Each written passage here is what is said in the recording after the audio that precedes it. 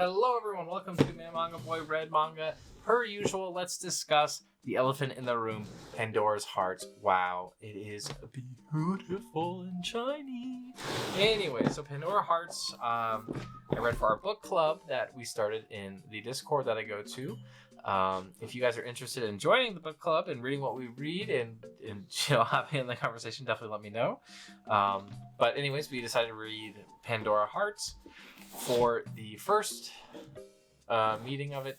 Pandora Hearts is a pretty interesting story so far to me, but it is a little confusing and kind of slow. That being said, I do really like the fantasy aesthetic of the Victorian era as well. I really hate Victorian era style stories. However, because this is like playing big off of Alice in Wonderland and like Baskerville and things like that, I am pretty interested in it. So I'll probably continue to read it for a while.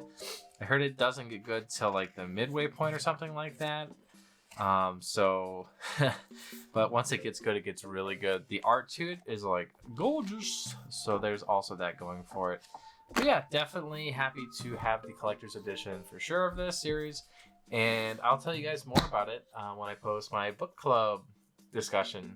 I don't know if this is going to come up first or if the book club discussion is going to come up first, but one of them will come up first. Boruto, this is what my wife read, and I have to put that away. Whoops.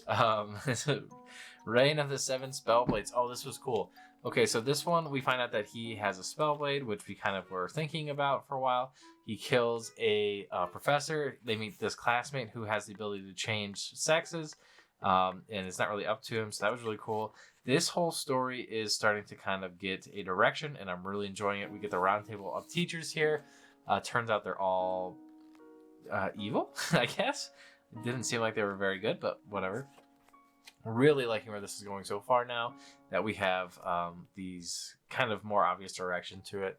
So yeah, very happy with it. Very happy with the art and the fights in that volume. My Isekai Life Volume 3. Speaking of enjoying stuff, I really do like Isekai Life. Or what do we call it again? My Isekai Life. Yeah, so he kills a dragon. The white dragon is like a mystic level quest thing, so it actually is hard and he has to like train a little bit for it. He fights an earth dragon. People think, wow, you killed an earth dragon, you're crazy strong, man. And the other dragon is like uber strong. Okay, so this one dragon's gonna kill the realm, the other galaxy's gonna kill the planet. That's kind of the issue here. So very very exciting to read through this. I had a blast. It was just a lot of that, classic isekai OP power fantasy manga.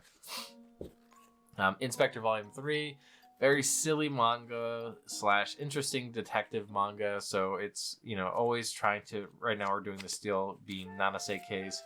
And we've just solved it towards the end. And it seems like the Steel Beam Nanase case is going to be a bigger story than they had originally let on. I thought it was going to be kind of like a one and done thing. Turns out it was like the entire season of the anime. And I was like, oh, that one case was the whole season of the anime. It's going to be one of those manga. So I'm kind of happy with that. It's very slow moving.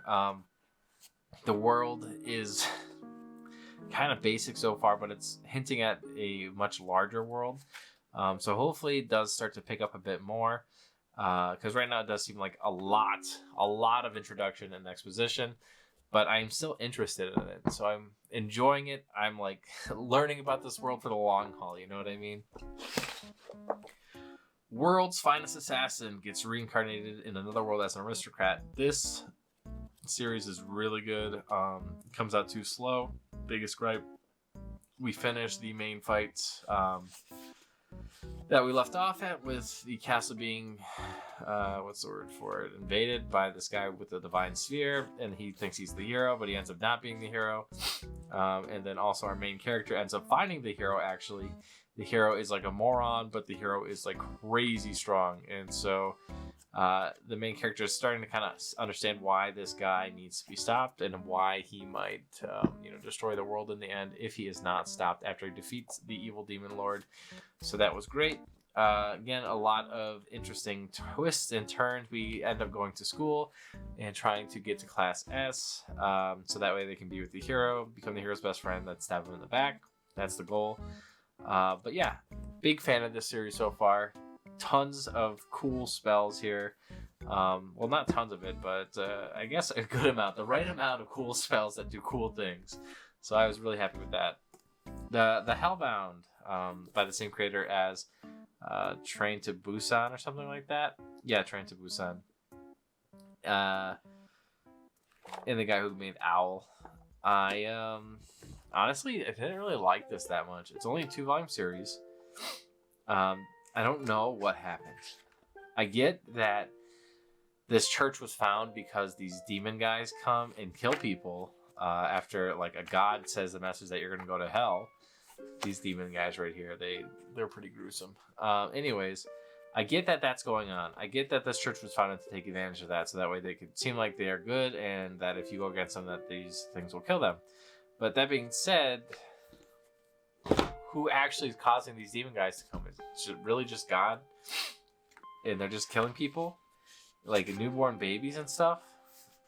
I'm just trying to understand. I don't get it. Anyways, so I didn't really like it that much. Was it interesting? Yes. Would I recommend anyone read it? No. I heard the live action was okay, but everybody was really confused by the ending, from what I understand. I mean, that tracks. That definitely tracks. So yeah, that's the thing. Gigant. This ended. This was such a good ending. Oh my god. I loved it. I cried the whole time. I can't show you guys too many pages here, okay? I can't show you too much because it's a lot of boobs and porns. No slongers, though, I guess. I don't think there was anyways. No slongers. I think in the whole series maybe there was a few, but that's it. Anyways, I don't want to spoil it, but I really like this ending. The time travel's involved. Papiko, she does some cool stuff. It's obviously a super quick read because it's by Hiro Oka. But I think overall the series very good. Definitely recommend reading it. If you were a fan of any of his previous works, you would probably enjoy this just the same. But since it's so short, it's so easy to recommend to people. Finland Saga Book 10. So I'm almost caught up. I think there's 12 or 13 on the horizon. Or maybe 13 just came out. So we are introduced to a new character. This guy right here. He is really kind of a beast. He's like much stronger than you would think. He's able to like kind of go on to a what's the word for it? He's like willing to stand toe to toe with the strongest of people because he's like more crafty. He seems like a younger kid, but he's really good with this fancy spear and these like mechanisms to his spear that allows it to like elongate and split. So that's really nice. Thorkel isn't too impressed by him, but Thorfinn fights him and is impressed by him. Thorkel's obviously pissed at him though because he killed Thorkel's prey, and I think it was in this one anyways. I read through it kind of fast, so I'm not sure if it was this one or the last one where that happened. But yeah, big fan of it. Big fan of what's going on with this. How he's got a few different factions after him now. A few different people kind of trying to stop him in his journey of trying to find peace because they like war. They want to keep fighting. They don't want to not fight in the war. We end up over here kind of like after this huge battlefield. And we're able to kind of regroup, but the war's still not over. We still have to get out of here somehow. So yeah, the next volume will probably wrap things up a little bit here with this whole this arc, this portion of this saga. But yeah, this is a very, very good character to introduce for sure in this arc because I'm very interested in what he's up to and how he will fathom. Also, it's really funny how the rich guy from their main island, his son is like a slave now. That cracked me up. And so are all of his men. But yeah, super good read. Do I recommend any of these books to you guys? Yeah, I would say Gigant, Vinland Saga. Definitely recommend. World's Finest Assassins, an easy recommend if you like isekai, as is my isekai life. If you like magic stories, my 7 Spellblades. If you like Harry Potter and that kind of thing, I would go here. This is much better than Mashal if you're looking for a Harry Potter fix. Inspector, if you like mystery. Pandora Hearts, fantasy. Hard for me to really recommend it at this point. It's good. It's not great or anything like that. I wouldn't.